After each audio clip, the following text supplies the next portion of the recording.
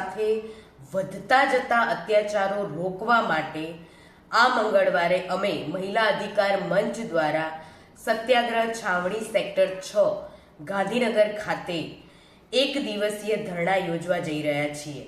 ત્યારે થોડા દિવસ પહેલા અનામત બચાવવા માટે ધરણા ઉપર બેસેલા આપણા ગુજરાતના હિતેચ્છુ એવા મુખ્યમંત્રી શ્રી ભૂપેન્દ્રભાઈ પટેલને આજ રોજ હું ડૉક્ટર મિતાલી સમોવા, મુખ્ય કન્વીનર મહિલા અધિકાર મંચ, ગુજરાતની મહિલાઓની અને દીકરીઓની આબરૂ બચાવવા માટે તથા તેમની હત્યાઓ થતી રોકવા માટે અમારા ધરણામાં તેમને જોડાવા માટે આજ રોજ આમંત્રણ પાઠવું છું। જય ભારત।